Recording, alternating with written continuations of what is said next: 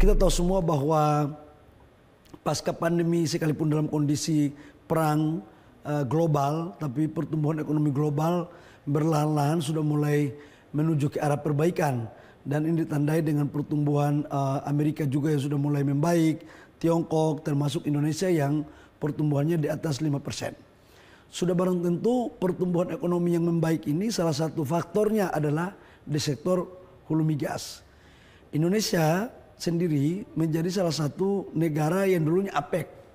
Pada tahun 97, 96, 40 sampai 50% pertumbuhan ekonomi pendapatan negara kita didapatkan dari hasil ekspor minyak. Dengan waktu itu sekitar 1.600.000 barel per day dengan konsumsi kita 700.000 barel per day. Nah, tapi sekarang kita tahu bahwa lifting kita hanya 600.000 barel per day dan kita punya konsumsi kurang lebih sekitar 1,6 juta. Kita impor 900 sampai 1 juta. Inilah tantangan yang paling besar menurut saya yang Indonesia harus lakukan ke depan. Di samping itu konsumsi LPG kita kurang lebih sekitar 7 juta dan industri dalam negeri kita hanya 1,9 juta. Sisanya juga kita impor.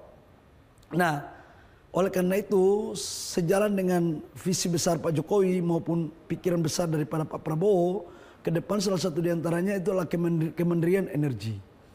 Maka tidak ada cara lain adalah bagaimana caranya kita meningkatkan lifting minyak kita dengan memakai 3 pendekatan. Yang pertama adalah kita harus segera melakukan eksplorasi terhadap potensi-potensi sumur-sumur minyak baru.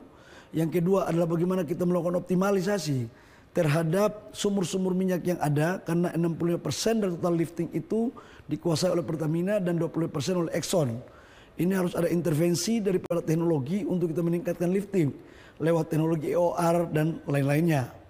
Yang ketiga adalah kita juga sedang mengidentifikasi untuk mengoptimalkan potensi sumur-sumur idle yang masih produktif. Nah, ini mungkin yang bisa kita lakukan.